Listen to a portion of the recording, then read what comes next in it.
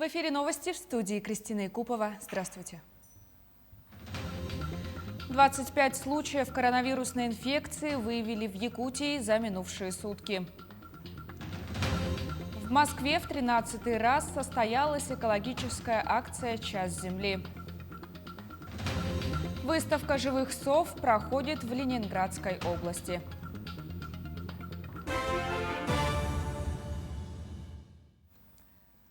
«25 новых случаев коронавирусной инфекции выявили в республике за минувшие сутки. На Якутск приходится 18 заболевших. В Усть-Алданском районе выявлено 2 случая заболевания, а в Мегино-Кангаласском, Мирнинском, Нерюнгринском, Тампонском и Хангаласском районах по 1 случаю. Что касается вакцины против коронавирусной инфекции, то на сегодняшний день в республику всего поступило 62 412 доз.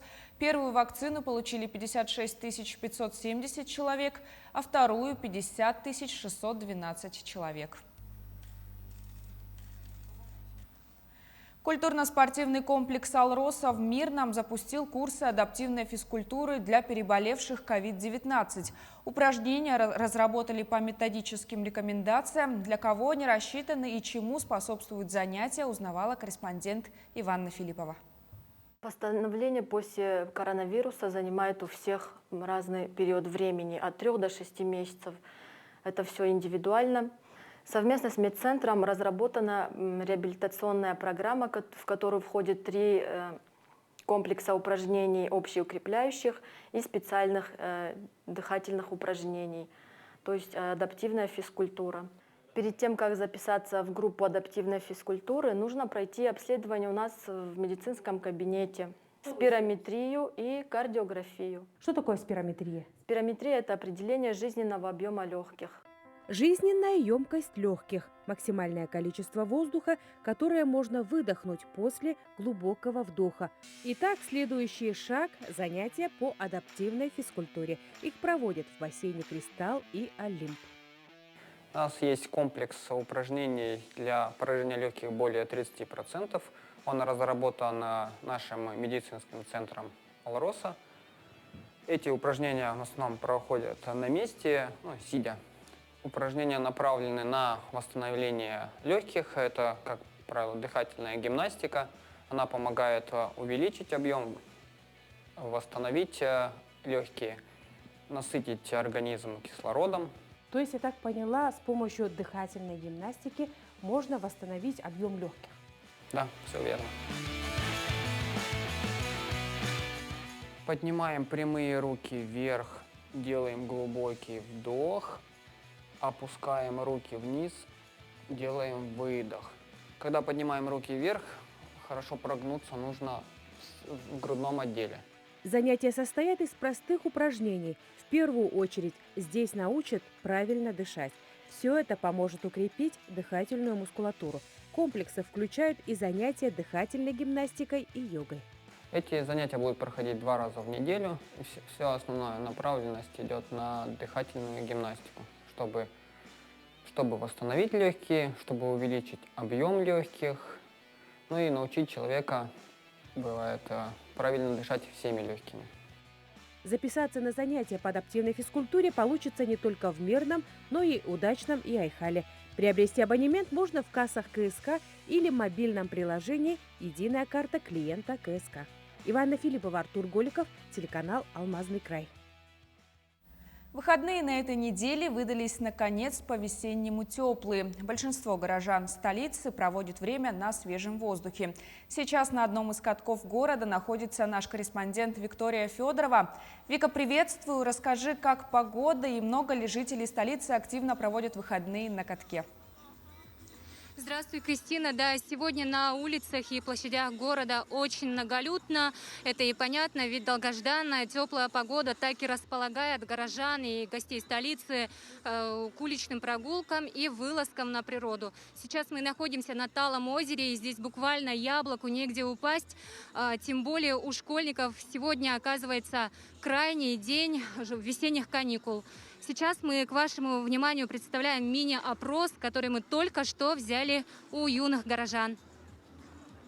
У меня начались каникулы, на улице потеплело, это очень хорошо, я могу встречаться с друзьями, кататься на коньках, ходить в разные парки. Советуем пойти покататься или погулять, потому что на улице потеплело. Я сегодня пришла с братом и с мамой. И на улице очень тепло, солнце очень тоже тепло. Между тем, завтра синоптики прогнозируют сильный снегопад, в частности, на юге республики, поэтому водителям рекомендуют быть внимательнее на дорогах и вообще воздержаться от дальних поездок в темное время суток. Ну а в целом последние дни марта должны выдаться относительно теплыми, а там и месяц апрель не за горами. Кристина, у меня все. Вика, спасибо. А я напомню, на прямой связи со студией была наш корреспондент Виктория Федорова. Мы продолжаем. Московский Кремль присоединился к ежегодной экологической акции «Час земли» накануне. Огни также погасли на Красной площади. Вместе с тем к мероприятию присоединились такие объекты, как здание Госдумы, Совета Федерации и правительства Москвы. Подсветка также была отключена на территории музейного комплекса «Дорога памяти» и главного храма Вооруженных сил Российской Федерации. Ежегодно тема акции меняется. В этот раз она прошла под девизом «Откройся». Активисты призывают к открытости экологической информации. События 2020 года показали нам, что может происходить, если информация об состоянии окружающей среды предоставляется недостоверно или не предоставляется вообще. Мы помним ряд аварий, которые произошли, и ущерб от них мог быть значительно меньшим и для человека, и для природы. Самое главное, мы должны понимать, что эта акция не направлена не на то, чтобы свет отключить.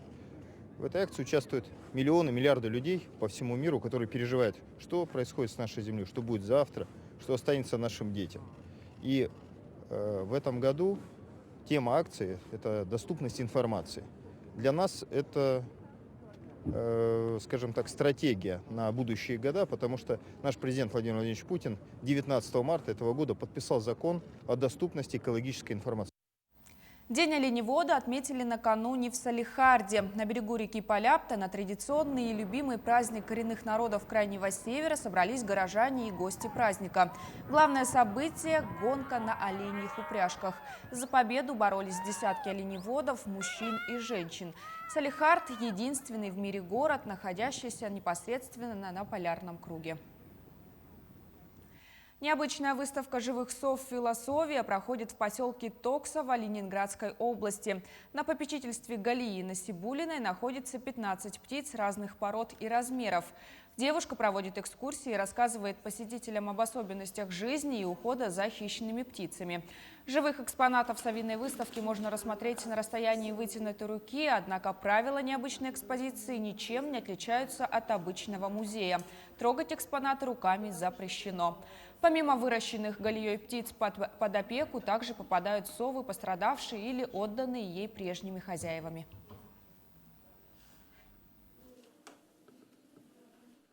Это их второй дом. То есть они все дружно живут, потому что они друг друга знают. Им не нужно делить ни еду, не драться за место. Они вот просто распределили, свои веточки. Каждый где хочет сидит, перелетает. Когда спрашивают, какие самые сложные моменты, что самого сложного, конечно, это еда. То есть это мышки, крыски, суточные цыплята, перепела. То есть сову нельзя кормить просто куском мяса или котлетой. У совы 2 желудка, и ей нужно обязательно перерабатывать косточки, перышки. Да, Каспер, правильно говоришь. Вот. Соответственно, дома нужно давать такую еду. Во Всемирный день театра подвели итоги республиканского театрального фестиваля «Желанный берег». В течение месяца жюри оценивало порядка 20 спектаклей. Так, победителями в номинации «Лучшая женская роль» стала актриса театра Ланхо Нургуяна Маркова за спектакль «Три светила». А лучшую мужскую роль сыграл по версии жюри актер театра юного зрителя Георгий Бессонов в спектакле «Костюмер». В номинации «Лучшая режиссерская работа» выиграла Екатерина Тайшина за работу «Платформа. История одного вокзала» в театре оперы и балета. А лучшим спектаклем стали «Черная лиса» театра танца, «Сон шамана» театра Ланхо и «Судьба» театра кукол Якутии. В 1988 году жительница Нидерландов стала рекордсменкой книги рекордов Гиннесса. Женщина связала шарф длиной 62,5 километра. А украинец Виталий Видаль связал крючком шапку диаметром в 2 метра и окружностью 6. Вот уже несколько столетий мировые мастера используют вязальный крючок для творчества. А какие идеи воплощают в жизнь рукодельницы из Ленска, расскажет Ксения Журавлева. Находиться среди телефонов, наушников и сим-карт Елизавете Штанько привычно. Каждый день девушка рассказывает посетителям о новинках в сфере гаджетов. Свободное от работы время посвящает себя творчеству. Как говорится, далеко не отходя от кассы.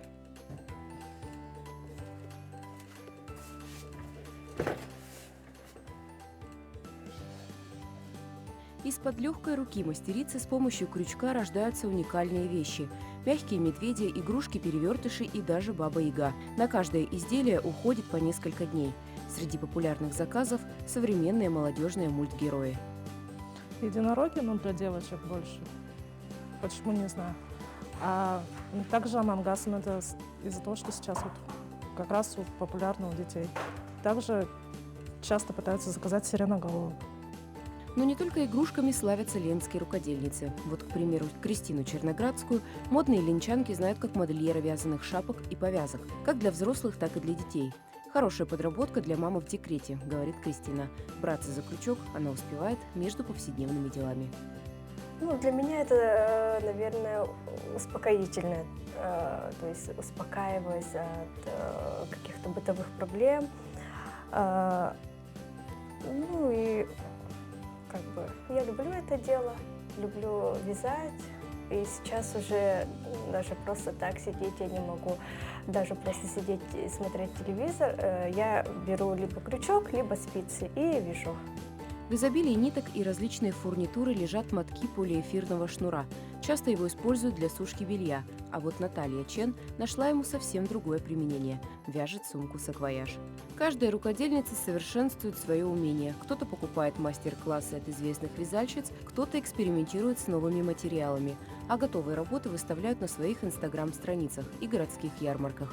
Впрочем, научиться вязать несложно. От будущей мастерицы требуется лишь немного усидчивости.